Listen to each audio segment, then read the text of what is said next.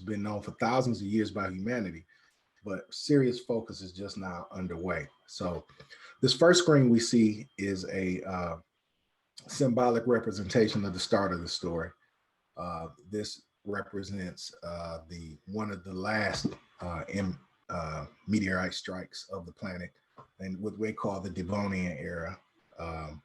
And in this strike, according to geologists, there were massive plumes of smoke that went to the atmosphere and shaded out the sun, which caused a very serious drop in temperature, which caused a global ice age.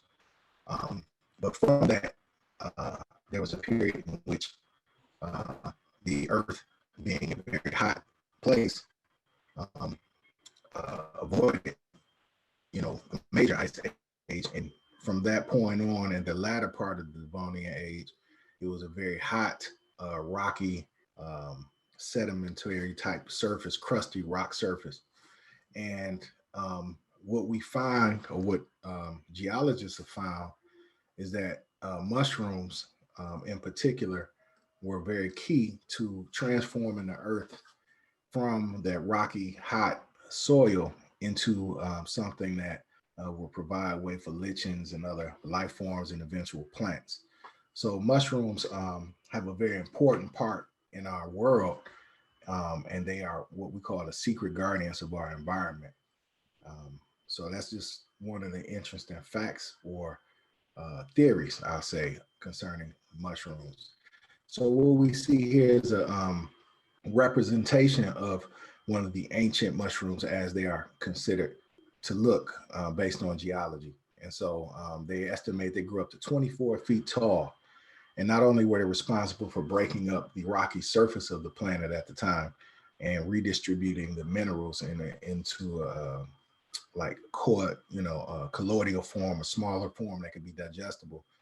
They were also major in terraforming the air because they, like humans, ingest oxygen and exhale carbon dioxide. They were able to create a more balanced atmosphere that allowed ways for more complex life forms. And so one of the interesting facts, in the Democratic Republic of Congo, they found some of the oldest representations of the original ancient mushroom spore samples that were around at that age. And of course, all around the world, they found samples. In Iraq, just I believe 2 years ago, they found a calcified sample, a huge calcified mushroom, which was a really major find just to prove the theory about mushrooms and the evolution of the planet and, many major life forms. So as we know, the kingdoms of life, the six kingdoms of life: animals, plants, fungi, protogists, protist, urobacteria, and archibacteria. Um, a lot of times in class, we are taught that we are more related to the animal kingdom. But that is the first interesting fact about mushrooms, is that humans are more related to fungi than they are what we call the normal animal kingdom, in the fact that they we are oxygen loving creatures and we share a lot of DNA. In fact, there's a major theory that suggests that the split between plants and animals started at the point of the mushroom in evolution. I mean, in terms of animal development, and that in that humans have more DNA structurally related to fungi than animals. So that's another interesting fact about mushrooms. Most of the times in biology class, that's a very short chapter you cover. They just say they eat wood and that's about it. But science is now online and finding out just how much they do, and it's amazing as things are more discovered. Just some interesting facts concerning mushrooms. The oyster, the oyster mushroom, commonly known as the honey mushroom, is considered the largest and oldest organism on Earth. For all my Michiganders in the crowd, there's a big debate in the mushroom community because the claim is that there's the second largest that exists in Michigan, but some say Michigan has the largest, but that's an ongoing debate. But through the UP, extending all the way down, I think to about Bay City, there's a huge mycelium mat that's underground, and that's responsible for a lot of the forestry or the health of the forestry, and that's in itself considered, the second largest, if not the first largest organism on the planet Earth, and one of the oldest organisms on the planet Earth. Um, Another interesting fact: Paul Stamets, leading authority, explains the DNA, as I explained, shares nearly 50% of DNA with fungi. Also, ancient Egyptians believed that mushrooms were plants of immortality and called the gift from the god of Osiris. Um, Egyptian pharaohs proclaimed mushrooms to be reserved only for royalty. Mushrooms were as powerful medicines date back to a great classic herbal text. Um, and I will not disrespect the name by trying to pronunciate it. Um, and there's also an interesting theory out, along with other theories of evolution on the planet and throughout the cosmos. Oops, kind of went ahead of myself. All right. Anyway, let me stop there. Is there a way I can go back? I need to try to go back. Well, anyway, You should be able to. yeah. There we go. Okay. Now it's just a different program I'm using. It's not normal PowerPoint, but I'm good. There's a theory of panspermia that talks about terrestrial life and extraterrestrial life, and the theory is that these early spores, bacterial spores, mushroom spores, and it's true, they survive space radiation and the vacuum of space in the proper setting. And so the panspermia theory suggests that there's bacterial and mushroom-based spores that are embedded in many of the meteorites that come to Earth and that crash amongst other terrestrial planets, and that the basic DNA of, I guess, different life forms are spread throughout the universe, and that the basis of human and animal life here is based on a universal design that is spread, via these spores. So it's an interesting theory. And any of us that are Trekkies out there, this is the basis of the new Discovery series. And it suggests that mycelia, or the spores that produce mycelia, exist throughout the universe. So it's a very interesting theory, and it's gaining more credibility as evidence grows. And finally, mushroom growth body mycelium allows plants to communicate with each other, which is amazing. One of the things that I discovered was that in a forest, you will have mature trees and you have younger trees. And just one example of the thousands of ways they communicate is they found evidence of mushroom mycelium sequestering the nutrients of larger mature trees. They were sequestering those nutrients to the younger ones to ensure their growth, all the way to the point of identifying invasive species and informing growth further ahead in the forest to either create some kind of biomechanism or encourage some type of allied plant growth to prevent it. So what they're saying and what evidence is showing is that the mycelium that is the basis of the mushroom is like an internet of the forest, and it allows plants to talk, communicate, send nutrients, and prevent threats to its existence. So amazing thing about mushrooms. We continue on. Let me go back. Some more amazing things. I say nature's underground movement. The reason I say that is because there's so many things that are being discovered about mushrooms. So if we look at the first image in the upper left-hand corner, those represent sporelites, or spore growth patterns that have been found in nuclear reactors. And in fact, in the Fukushima, if I said it correctly, reactor, they found evidence of mushrooms which actually glow in the dark, that are bioluminescent, that uses the active radiation to create this bioluminescence. And initial tests show that they've effectively broken down the half-life of this radiation and is rendering it neutral much faster than they expected, what just normal means. So it's amazing. Um, as we move next to that picture, you see that mound of dirt. That's an experiment by the gentleman we mentioned earlier, Paul Stamets, in which he was tested traditional means of cleaning up oil and toxic sludge in soils, and he planted or impregnated the soil with oyster mushroom mycelium. And in the period of 3 months, what he found was that the oyster mycelium broke down the polybonds of the oils. And once the polybonds were broken, it encouraged insects. These insects encouraged the bird population to land. Bird population began to drop droppings and the seeds began to regrow this toxic pile. And when they tested the dirt, they found that the oil sludge had been made inert, and the soil was once again made useful for planting. So that's just one example.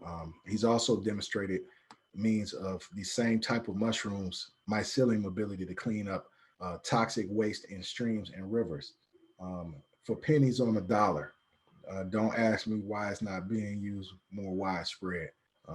This is why we call it nature's underground movement, because mushrooms are providing solutions for some very pressing problems that we have today. Next to that, we see those clothing items. That is mushroom leather that is being produced, which is a promising alternative to, you know, animal-based clothing products. And it works. It's subtle. It's subtle. It's very subtle. It's soft. It's flexible. It's tough. It's very useful material, and that's just for one species of mushrooms. If we look down to the lower right-hand corner or lower left, those are what we call myco bricks, and those are bricks that are being tested by engineers as an alternative to construction waste.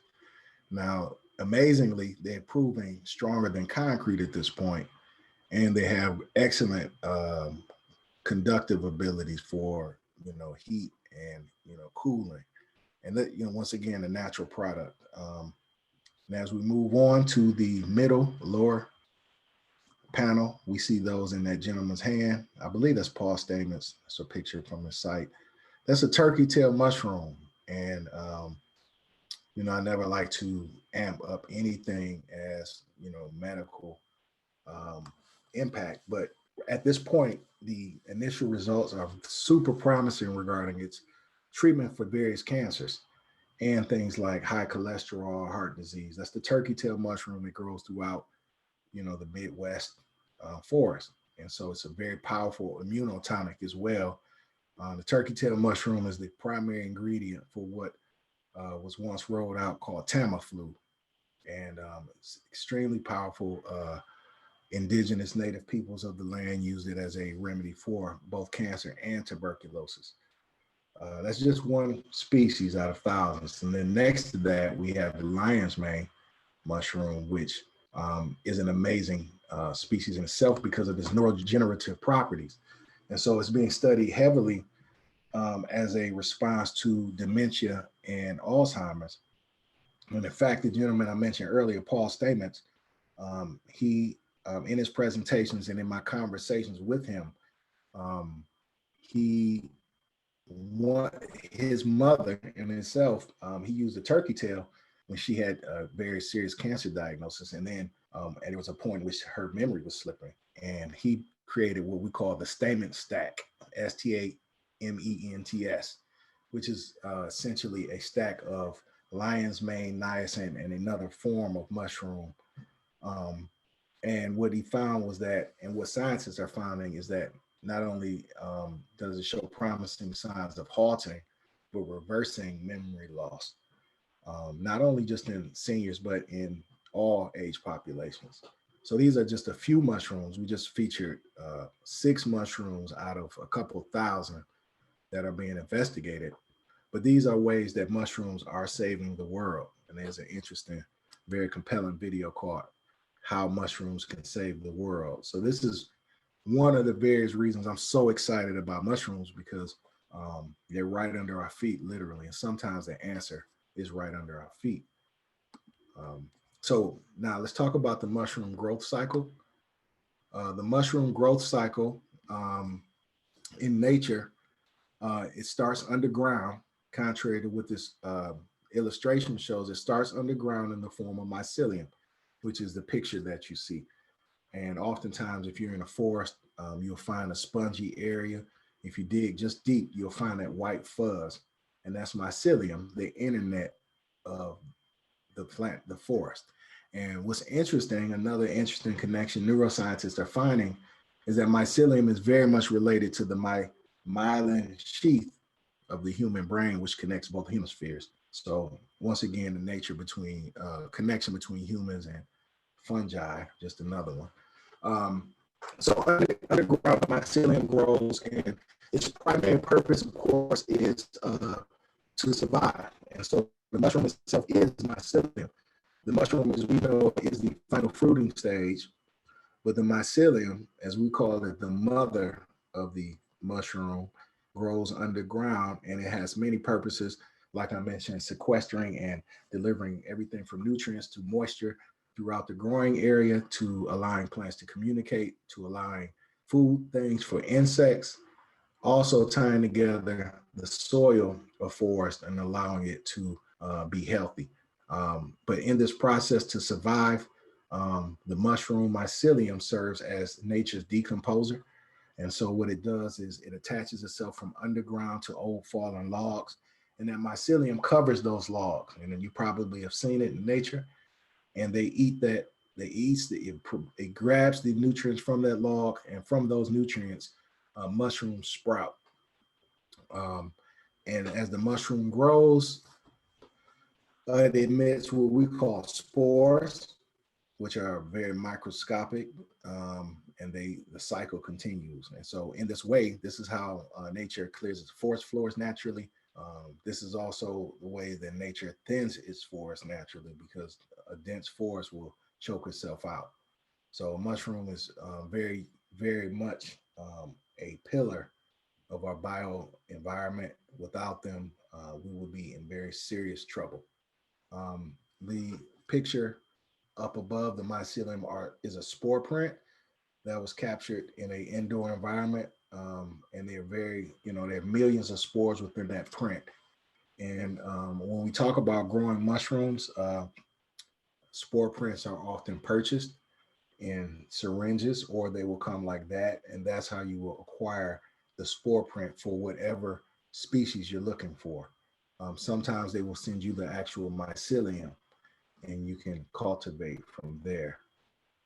You can also, if you identify a mushroom wild that is useful, you can capture its spore prints and cultivate that as well. So the techniques that we will present will be useful for wild crafting and, shipped or spores that you buy off a commercial or a someone who's a mycologist. All right, nutritional values of mushrooms, and these are general descriptions because you have mushrooms that have particular effects such as cordyceps, which increases your oxygen use and availability by up to 30%.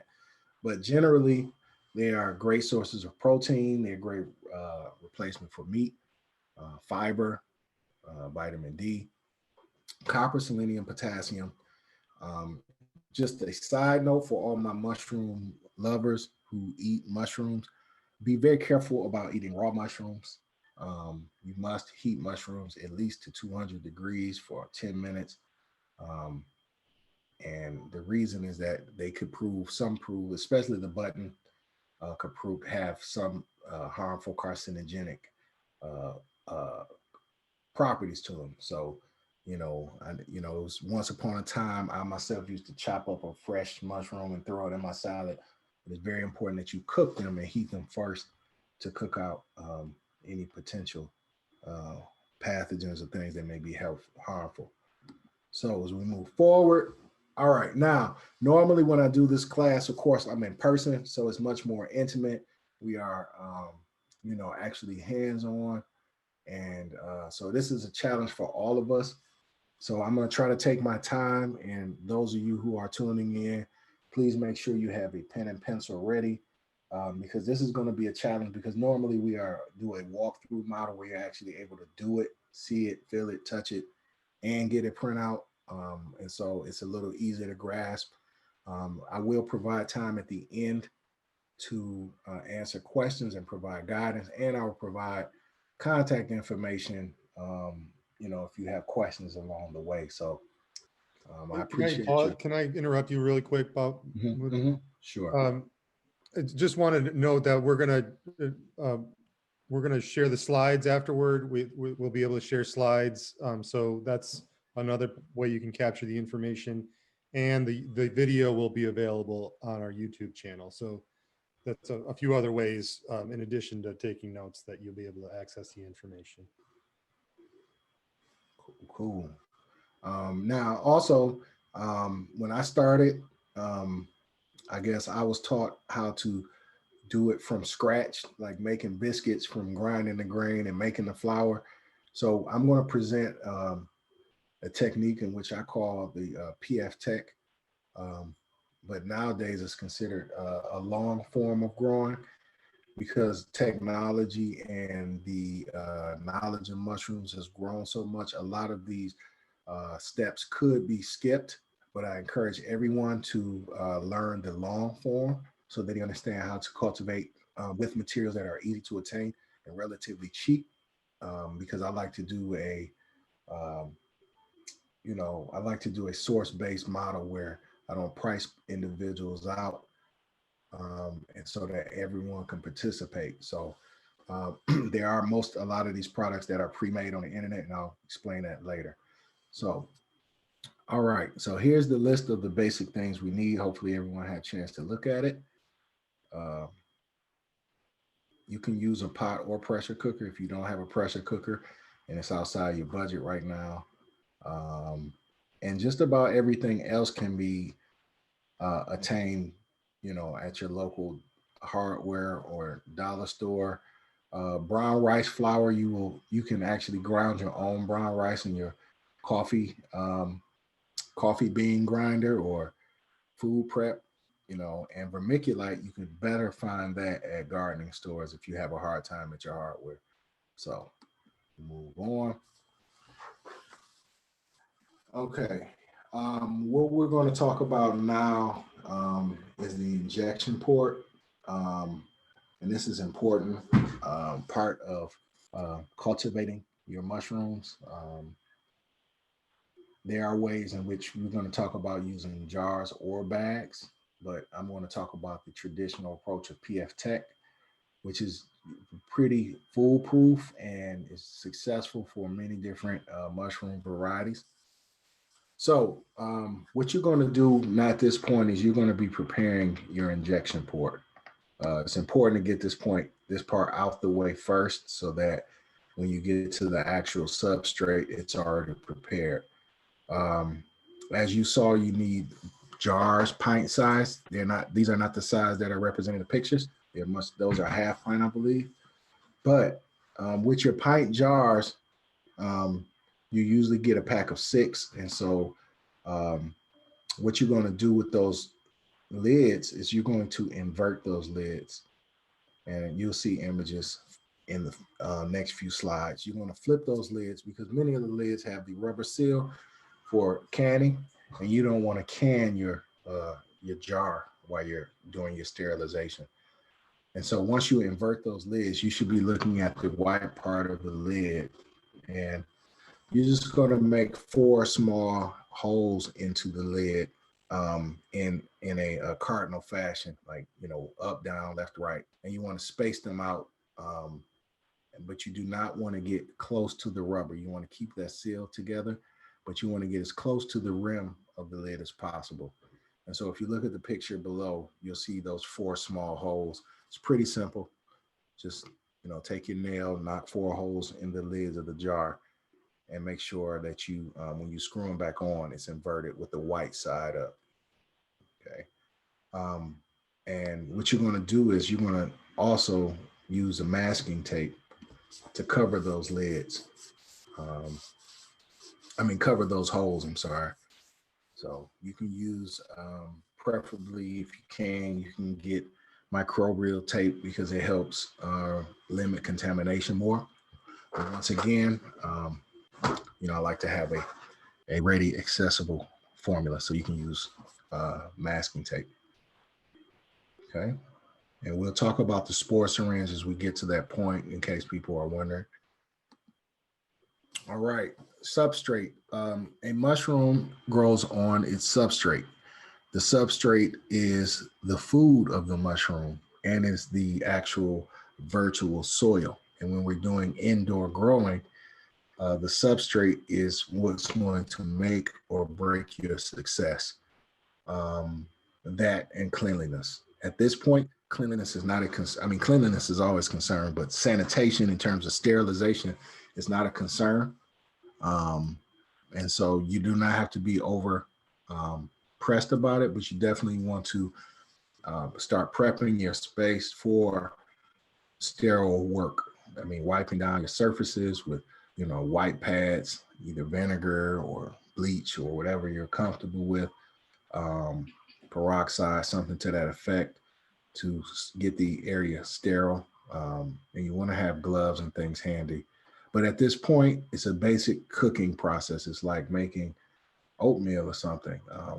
And so what you're looking at is enough for 6 jars, and it's 3.5 US cups of vermiculite. That's the golden granule thing that's in the pink bowl, and 1 US cup of brown flour. Okay. Now I traditionally do more than that. I traditionally do more like 1.5 to 3.5.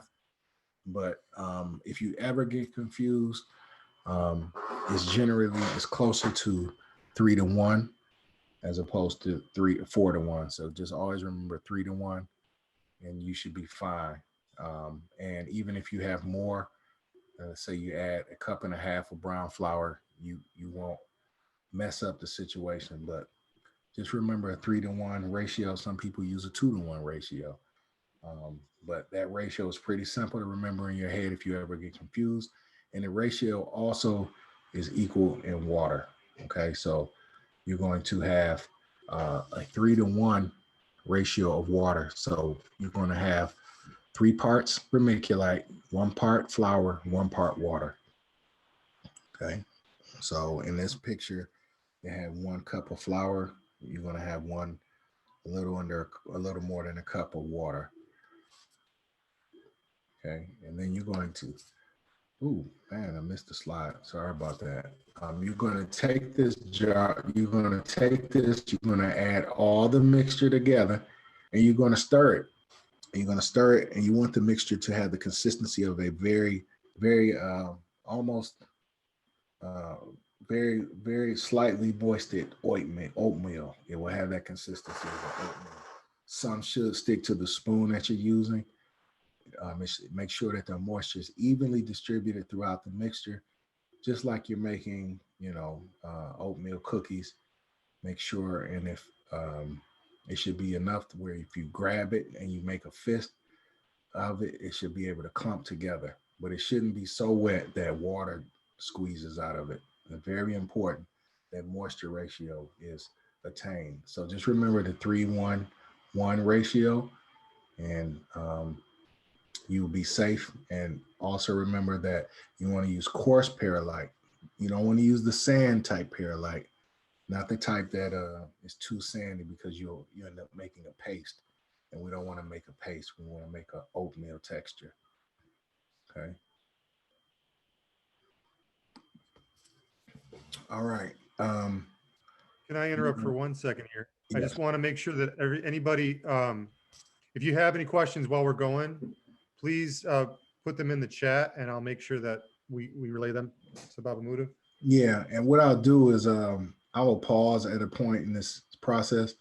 I'm going to lead up to the part of pack and cover the jars, which is the next slide. After the next slide, I'll pause for a minute or two if there are questions up to this point, because from this point, we're going to move into another phase. So once again, you're going to mix this up to a oatmeal-like consistency, and you're going to get it to a consistent mixture where everything is nice and moist and it's slightly clumping together. You do not want it too wet, because too much moisture will encourage bacteria growth. And so when we're making a substrate, what we're essentially doing is creating the food for the mushroom to grow, and we're creating a sterile environment for it to grow freely. Um, and so the importance of having just enough water, not too much, not too little, allows the mushroom spores to grow healthily and not have to compete with things like penicillin mold and the other molds that are in our environment.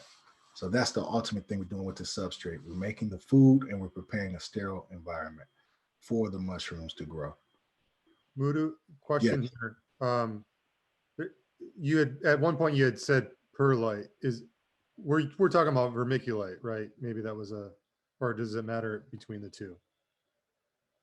All right. Now back to our substrate. Now after that, we are going to pack and cover the jars. And I know there was a question. I'm just going to go over this last slide and then we can entertain the next question. Pack and cover the jars. At this point, you're going to pack your jars 2/3 of the way full. Okay. You're going to pack them lightly. You're not going to stuff them. You want enough airflow going through them so that when you sterilize them, the steam can clean throughout the jar. The remaining 2/3 of the jar, you're going to put dry vermiculite into. And this is a note that I didn't add, but I will add to the, I guess somehow I'll add to the clip. You will add dry vermiculite to the remaining 2/3 of the jar. And so that will be a barrier, both a moisture barrier and a bacterial barrier to kind of, if any, won't be any other interruptions because I'm right near my router. So it shouldn't be any connection issues. So sorry for the interruption again. My apologies. So at this point, Can I just interrupt real quick? One suggestion is that you turn your screen video off and maybe that'll help. Okay.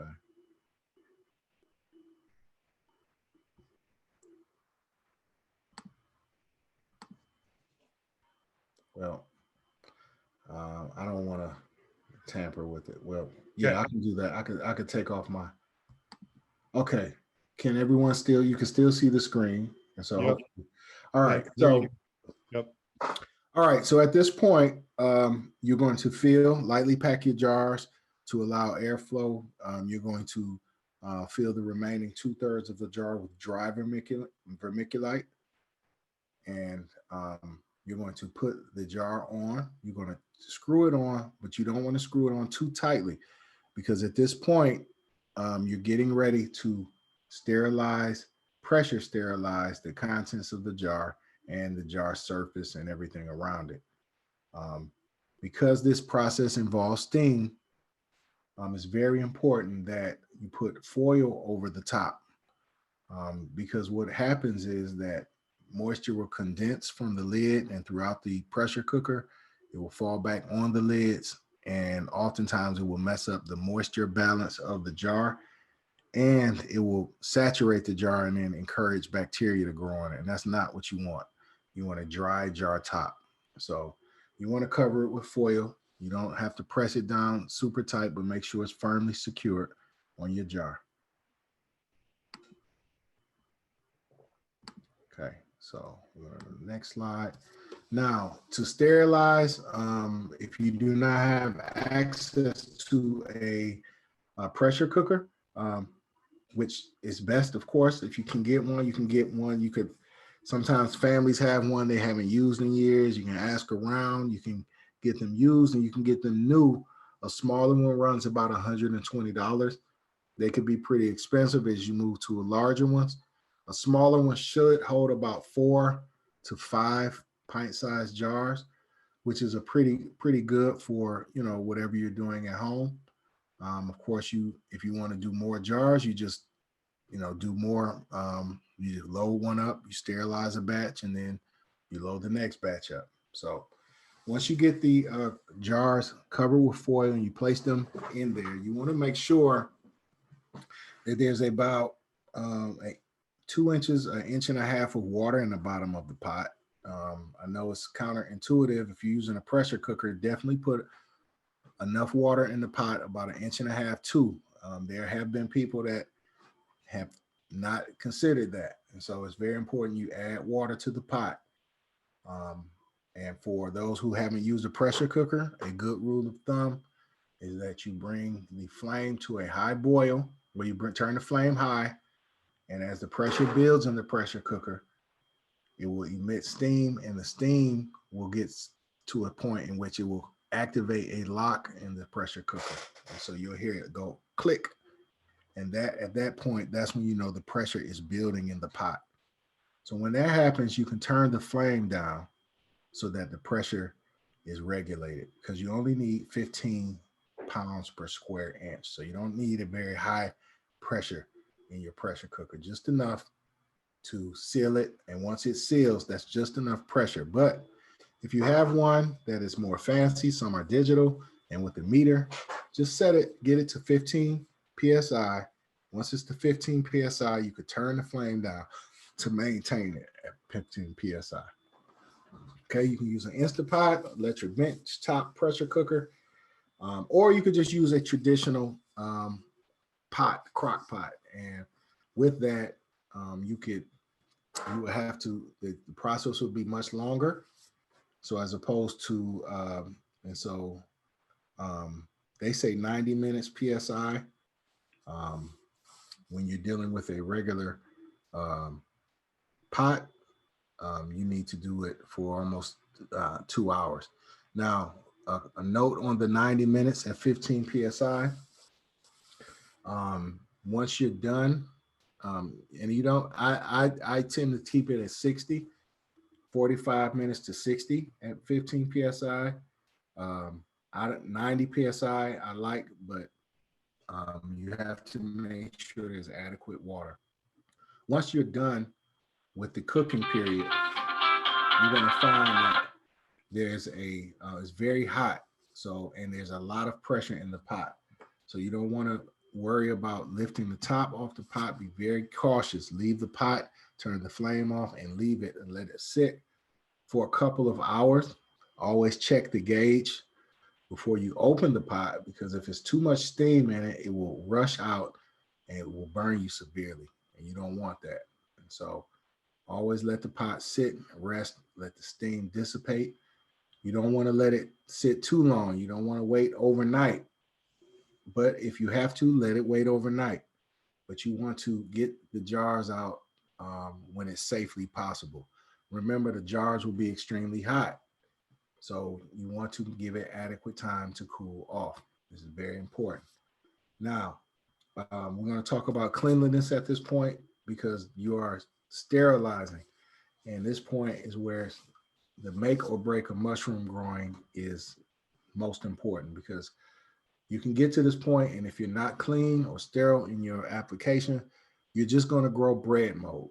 And that might be fine for you, but if you're trying to grow oyster mushrooms or shiitake or something to that effect, you definitely want to make sure you're clean and you're not growing, some kind of mold.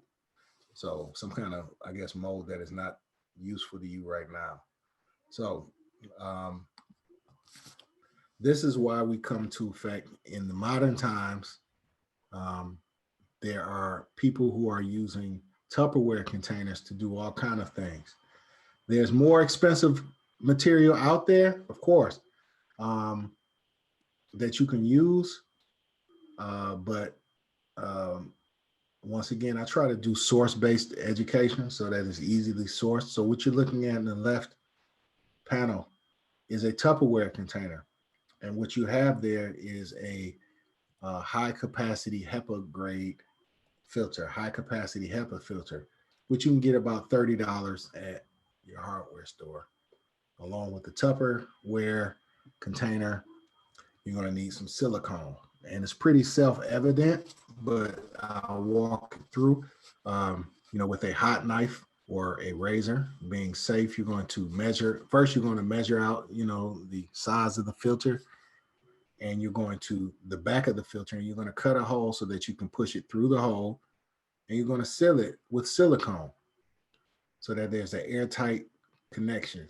And then to the back of that, you're going to hook a large 4x4 computer fan to the back of it. And that fan will push air through the filter, filtering out any particulates into the flow hood. And so any air that's coming in the hood will be filtered, and it will push out any invasive bacteria that might be coming in from the room around you. This is basically a common person's version of, how to create a scientific HEPA filter at home. And it works usually. If you take your time and prepare it, there are many links online on how to do it. If you have the means and income, you can buy a home small HEPA filter. It runs anywhere from $400 to $700, but it helps to increase your success. And that's important, especially if you want to do multiple batches, because you can go through this process and it'll take you up to a month before you realize you've grown mold, and it really saps your motivation. So it's very important. Cleanliness is so important. Sanitation. Even when you have this box, you want to wipe it down with alcohol or food grade peroxide, diluted food grade peroxide, or Clorox, or whatever disinfectant you like.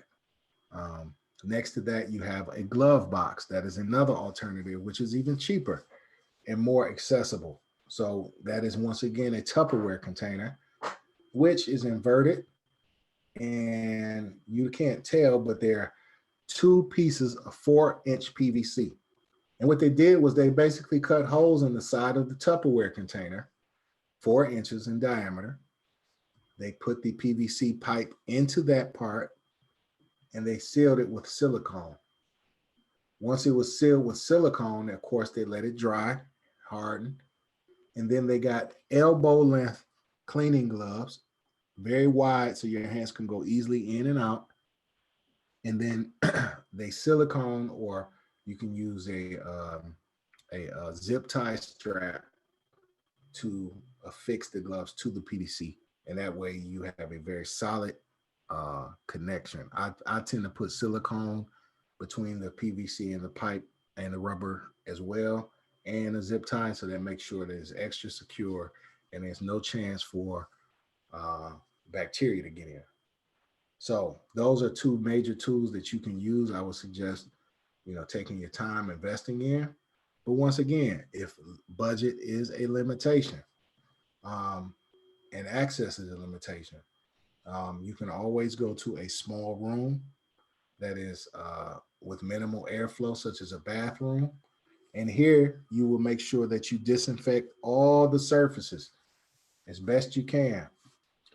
And you will make sure there's minimal flow or airflow going through that room. And you will make sure that you are following your COVID protocol, but you're following your protocol in lab procedures, in which you have your mask, you have your gloves, and preferably you have something covering your head. It's amazing how easy bacteria will get into the substrate and compete with your mushrooms. It's amazing. It's a science lesson in of itself. So being sure to make sure that you take these precautions and use these tools at hand, you will find success. But skipping on any of these steps could lead to a very frustrating situation. Okay. So this is after you've sterilized your jars and they're on the table with the foil on them. Clean. You keep the foil on them. Why? Because you don't want airborne bacteria landing on the lid, and that serves as a barrier in between you inoculating the jars. So now you're going to wipe your surface down. Wipe it very well. You're going to wipe the surface of the jars. You're going to place them in those containers, or you're going to go into the space that you designated. You're going to wipe your hands. You're going to put gloves on. You're going to put your mask on. You're going to cover your nose and your mouth. Do not talk during the process. You put something on your head, and you're going to place the jars in the containers. Now, at this point, what we're working with is a needle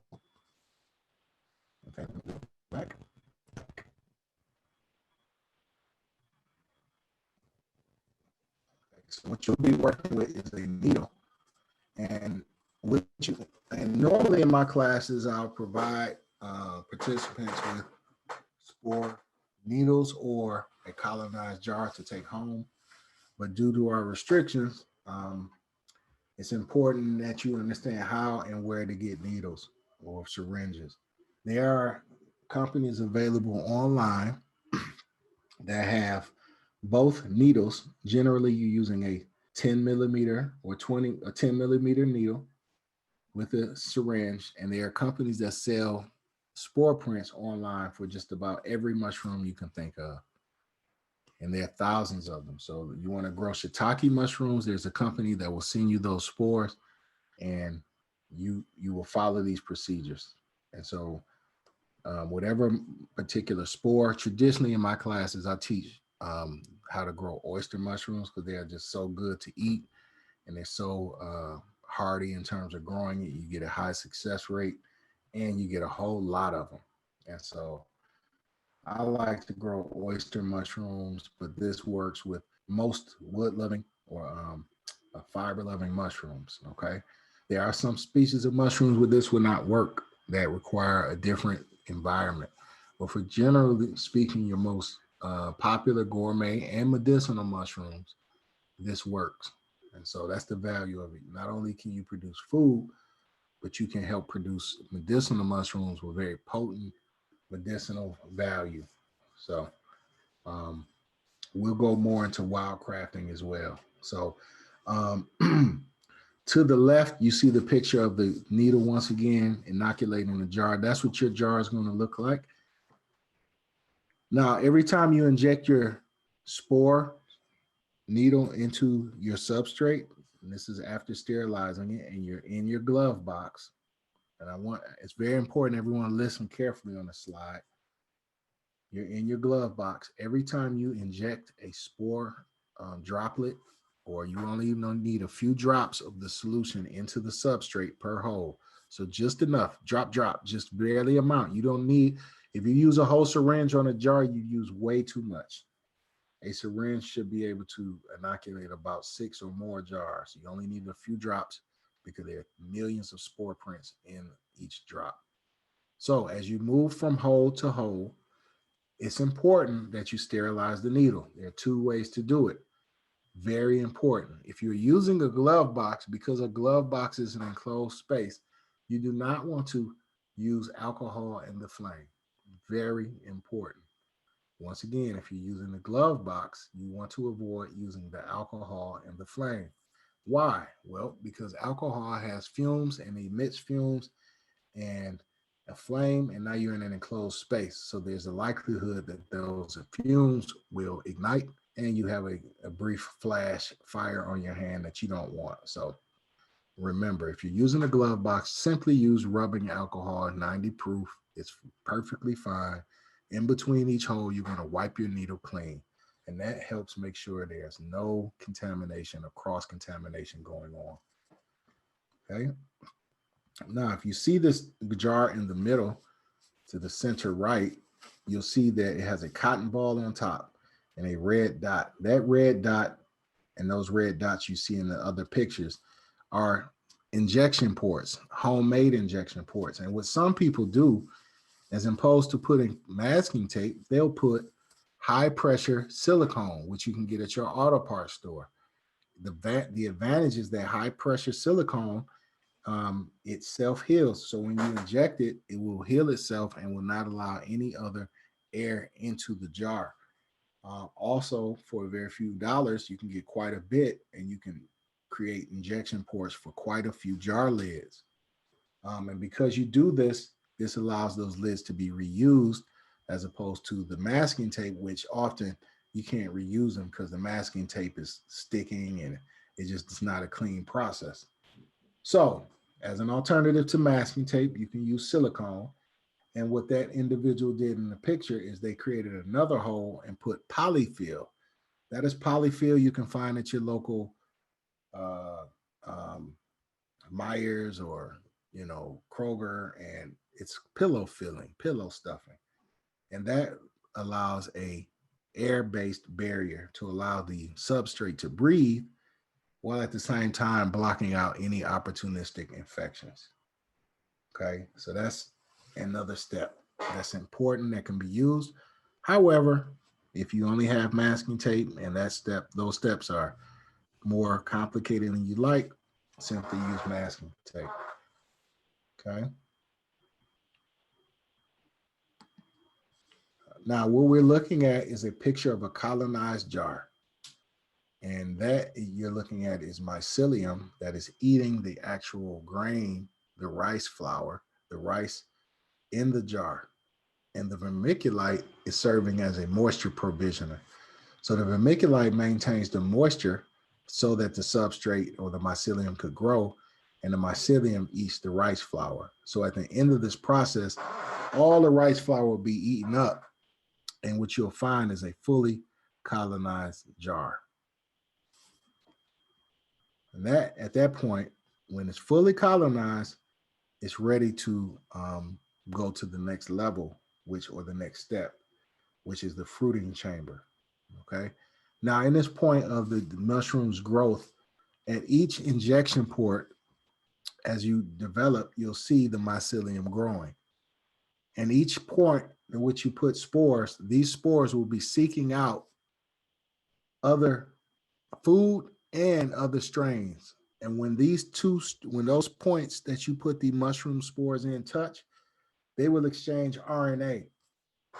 And the RNA will create a living organism, for lack of a better word. The genetic information will be shared between the various spores in the jar, and it will form a mycelium, or what we call a hyphae. The hyphae will touch, and it will form the mycelium mass, the living organism.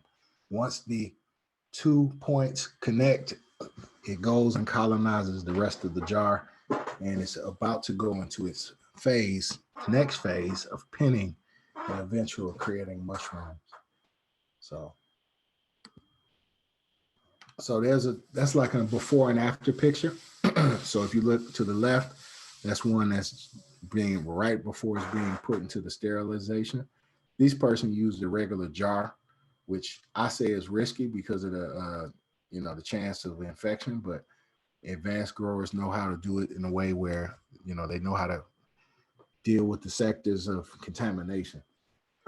But anyway, to the right, you see a jar which is fully colonized, and you see it's white, it's a solid mass, and you might see a few brown specks. And those few brown specks are the pins or the beginning of the baby mushrooms. And it's an important point because when you're doing the substrate, what you're recreating is the soil in early spring. And if we think about that, the soil in the early spring is very moist, it's airy, it's kind of damp, and its temperature is low. And so that's the very important point. At the point in which you inoculate them, you put them in a cool, dark place, somewhere like a cabinet, indirect light, where they can grow. And you want to mimic spring. And so in the spring, what happens?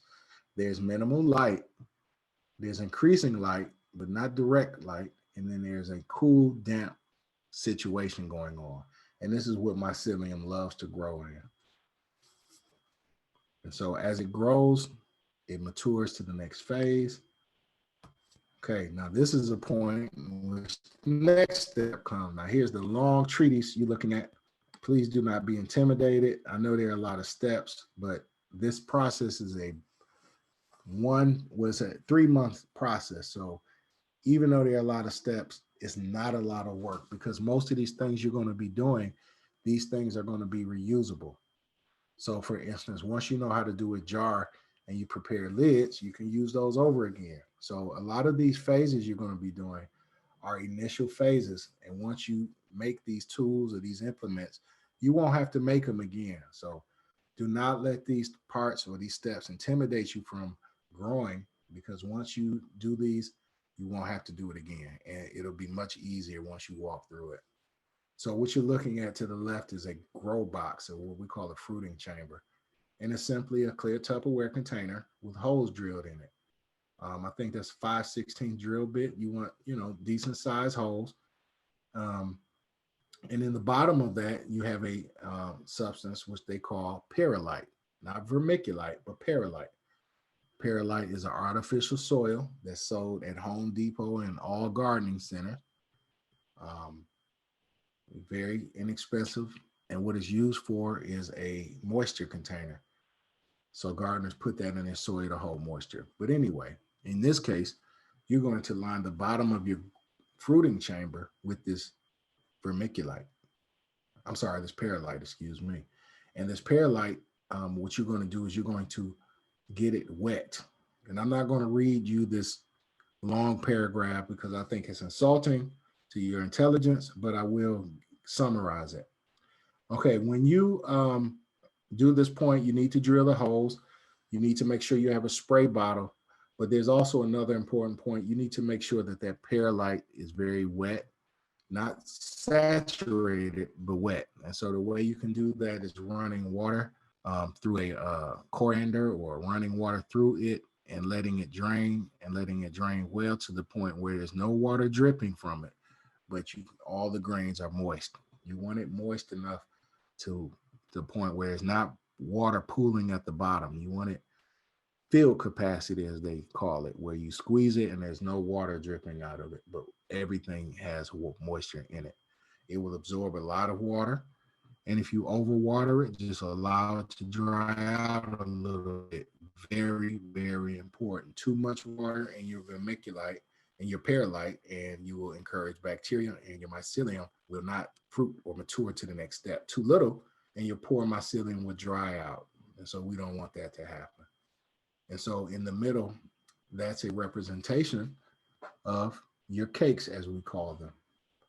You're going to take that substrate out of the jar, and that mycelium will tie all that substrate into one mass, and it'll be shaped in the contour of the jar. And you're going to just take that out. Once again, you want to have your gloves on, your mask, you want to be clean. But at this point, it's good to know that the mycelium is strong and it can defend against a lot of bacteria in the atmosphere, but you do not want to be reckless. You want to take it out the jar and you want to place it into your fruiting chamber immediately. And one of the things that I recommend is that you place them on top of the jar caps or a piece of foil, because too much water contacting the vermiculite will cause the vermiculite to go backwards in its development, and then you won't get the fruiting that we're looking for. So if you look to the picture on the right, you see that that cake, as we call it, is sitting on top of a platform to separate it from that and the moisture. What's important is the air, the relative humidity in the air, because once again, we're recreating spring right after a nice rain. Mysteriously, mushrooms love thunder and lightning. Some believe it's the ions in the air. That's why many people in the European tradition associated with Thor. In African tradition, we associate it with Shango, but it's always been associated with thunder and lightning. Okay, so spring air full of moisture, cool, indirect sunlight, and you'll find your cake starting to make a fuzzy ball. Okay, and when that fuzz begins to go, that's when you start what we call pinning. And pinning, you'll start to see those little brown heads emerge, and they will get wider and wider and thicker, and you'll start to see the mushroom fruit body come out. Okay. Now, what's very important is, once again, the breathing. We have to remember mushrooms are oxygen loving species, so they have to have adequate oxygen. That's why you drill holes into your fruiting chamber so that it can breathe just like you would breathe. Okay. Also, it needs moisture because the body of the mushroom is 90% water. So if you don't give it enough water in the air, it cannot produce the body to form the mushroom. So it has to be very moist. Talk about harvesting of mushrooms, because I wanted to go into this, but I wanted to take a time to give everyone a informational note. Technology has increased so much these days that it allows people to cultivate mushrooms without a lot of these steps that I've just entailed. I always teach the long form because I believe that you knowing how to cook something or create something from scratch helps you to appreciate it more. And it also allows individuals who may be limited in access and resource from being limited. And you could do it no matter what. So I always believe in access. But with that in mind, many of these tools can be bought online on your, and they come prepped for mushroom development. They even have mushroom kits that you can buy and simply add water to. You just spray them with your spray bottle and sit them in the sun windowsill, and you'll sprout mushrooms. They have substrate bags that you can buy that are already sterilized, and all you have to do is take the needle that you ordered in the mail, jab, harvest your mushrooms. You're going to grab them by the base. Yes. You've been cutting up a little bit. I'm not sure if it's just me. Maybe other folks could like sound off in the chat if you've been here. Okay. Is there a way? Do you know which point I started cutting up? I hope I wasn't cutting up for too long. Can you hear me? I can hear you great right now. Okay. I'm just about there. Okay. Wrapped well, up. Yeah. But Let's just okay. We'll just keep going. I think we're doing okay now. Okay, I was just saying what point I started cutting up at. Well, so right before you started talking about how people that you can access kits there, like that you like to do, to show the long form process, and okay, right before that you cut up a little bit, and a little bit before that, I'm not sure if I can really capture where you were at that point. Okay, well, if anybody, I guess we'll field questions and hopefully they can fill me in just for the sake of time, I guess. But you're doing, under the circumstances, it's going great. So let's just keep rolling. Okay, thanks. So I would recommend a resource, not being biased, nor am I sponsored by this company, but it's one that has been around for a long time. They have a great reputation, called shroomery.com.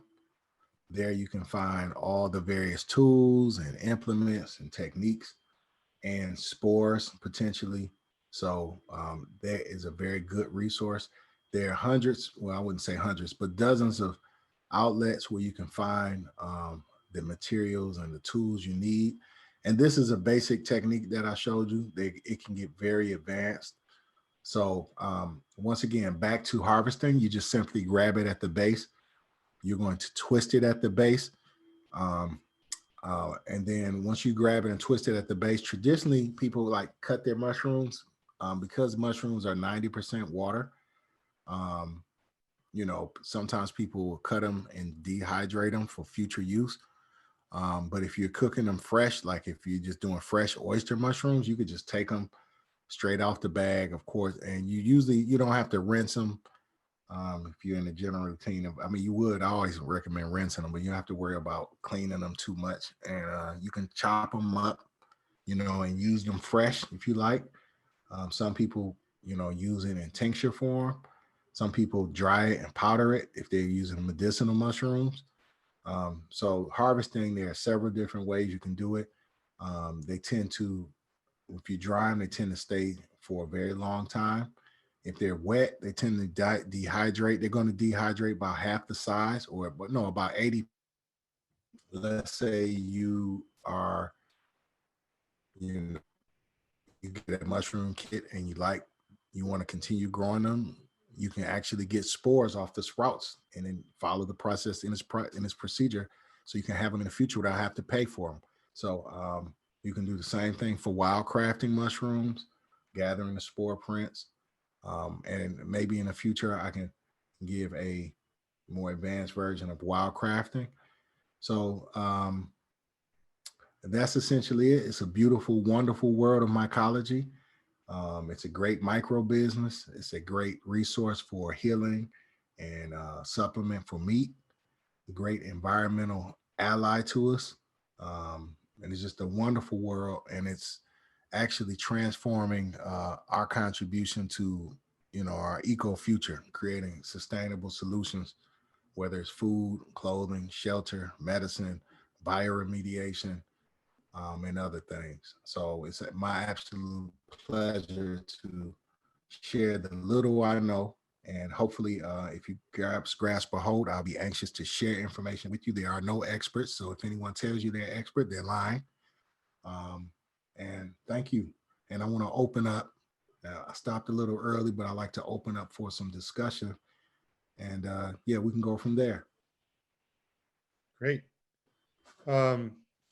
So I think in that case, then it would be either if you want to enter questions in the chat, or I believe you can unmute yourself. You should be able to unmute yourself, and you can just go ahead and ask questions directly.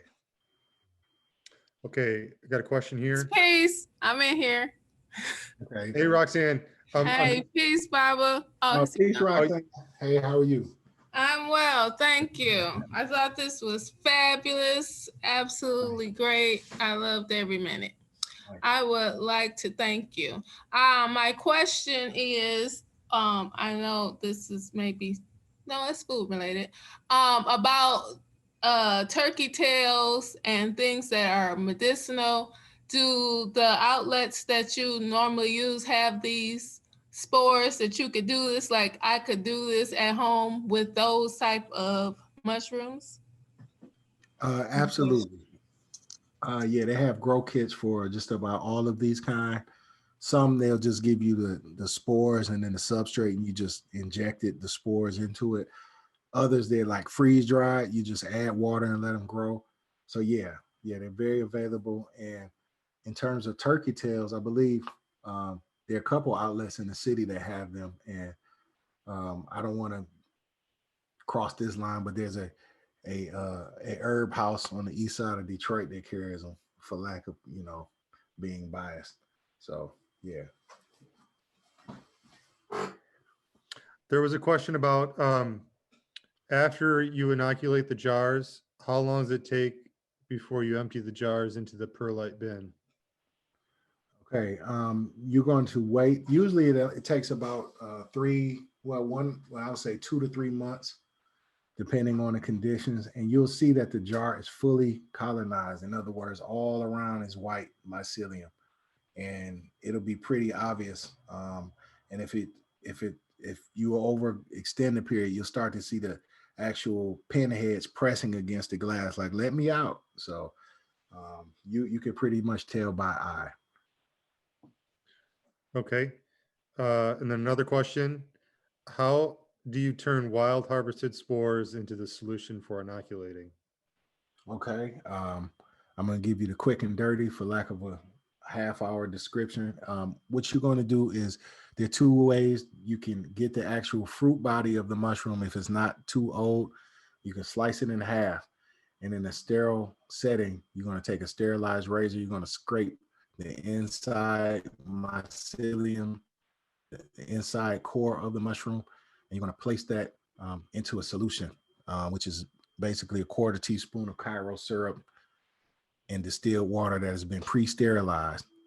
And that solution will allow the mycelium to grow, and you'll have what we call liquid mycelium. And then you can inject that into the substrate.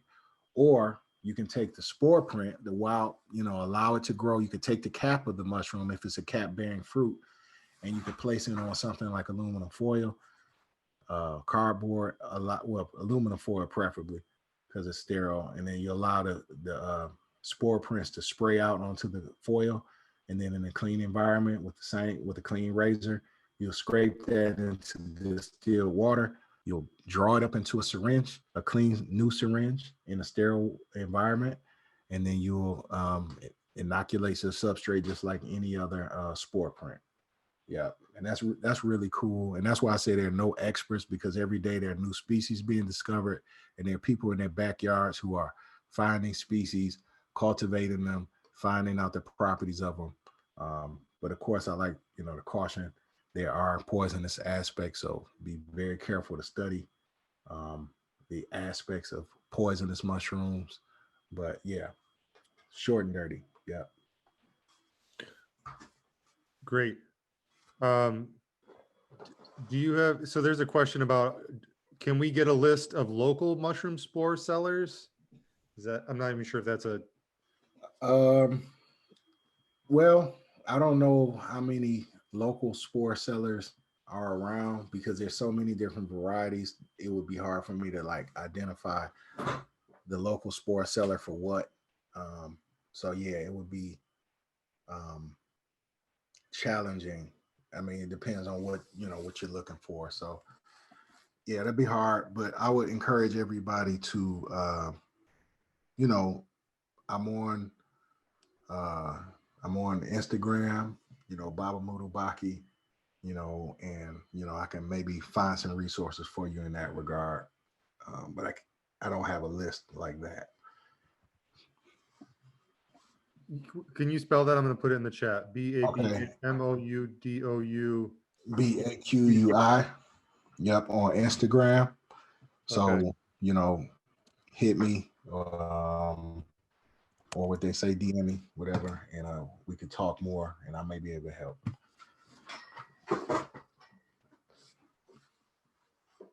Okay. Any other questions? I have a question. I don't know much about growing mushrooms, and I attempted it last year, and to my surprise, I actually did grow some. Okay. But, then I went out the next day to try and harvest them, and then they had deflated and kind of lost all their moisture, and they look gross. And so I wonder how long are mushrooms once they're fully matured? How long are they harvestable for? And like, what should I look out for so that doesn't happen again? Okay. Good question. So that mushroom as a fruit body has three basic phases of growth. That's, when it's a pinhead, growing pinhead. And that's when you see the mushroom, the classic mushroom with the cap. Yeah. And the stem. You'll find the cap growing and then the head or the cap will swell. And at that point, that's when it's called breaking the veil, when it's ready to start releasing spores. So that's his final stage of growth. So ideally, you want to get a mushroom right before the cap breaks because it's most potent. But you can also get it after the veil has broken and you're still able to get, spores, and it still has some, bioavailability. But at a certain point, the mushroom will begin to decay or dry up. And so if you just touch it and you squeeze it and it's spongy, you're generally straight. But if you find that it's, dry and it's hard, woody texture, it's pretty much spent. So, yeah. Well, that's helpful. Thank you. Thank you for your presentation, too. It was very well put together. Oh, thank you. Thank you.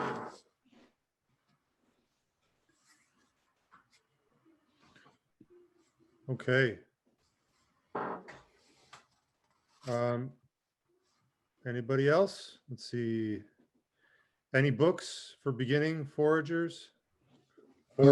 Particularly on foraging. Foraging, I would encourage because mushrooms are such a regional, local species, I would encourage everybody to join their local mycological society, because we had great adventures. Like every spring, you'll find groups going out foraging, identifying, trading information, and that's the best way because I can give you books, and depending where the author are, they're going to feature different kind. But if you just type in mushrooms in the wild, there's so many different books. I couldn't begin to even do you have any suggestions for ones in the Detroit area? Yeah, I would say Michigan Mycological Society, and they're focused on, and they are focused on wildcrafting mushrooms and also sharing tips and practices for cultivating mushrooms. I also like to recommend a really good book for those who are interested on the medicinal mushrooms. It's very well written, very medically based, up-to-date research. It's called Medicinals. Okay. And it's written by Paul Stamets, Paulstamets. I say Stamets, but it's Stamets. And it has very up-to-date research about the the potentials of some of the most important medicinal mushrooms, and it's really close, you know, very good, close, quick read, quick reference, and it's straight to the point, no fluff. Okay, awesome. Mushrooms Could Save the World is another good one. Mycelium Running, that is the, if you're really engaged by this topic, I would recommend that over all the books. That is like the what I call one of the Bibles of this subject. It's called Mycelium Running, and in it, it includes information on natural, homegrown, medicinal, and eco-based advances using mushrooms, including the oil and toxic remediation processes, and it'll show you step by step how that's done. So yeah, that's a very good one. Mycelium Running. Great. Question here. A question about growing outside. Is that safe to do? Your presentation focused on a sterile environment. Just curious. Oh, absolutely. And then once again, this is a beginner, I guess, intro level, very safe. But yeah, this, if I was to continue this presentation, it would eventually lead to how to take it outdoors. So the mycelium is if you look at it as a baby, it starts off eating the rice flour and the grains and things. And if you were to continue developing the mycelium and the substrate, you would feed it something like cardboard, and then it will grow stronger. And then from there, you would you can either take it outdoors and create like a lasagna garden effect, or you can have it grow on wood pellets, and then you can actually insert these pellets into certain hardwoods, and then it will start to grow throughout the hardwood, and you'll have a natural harvest for the next few years. So yeah, that's also a you know, something that we can, you know, I can share, you know, if the opportunity comes. But yeah, wild crafting and outdoor crafting is very cool, and it's it takes a little longer. You need about a good 2 years for it to fruit out, but it's definitely rewarding.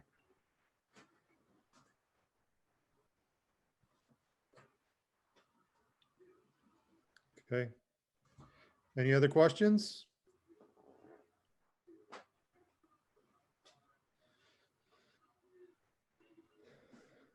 Well, I'd like to say thanks so much, Moudou. This has been great. We went through some technical difficulties. It's a wonderful presentation. It was like, this has been really great. I really appreciate it. Well, yeah, I appreciate the invite and the audience and attention. Yeah, I think everybody's pretty happy with how it turned out, even with the little bit of hiccups.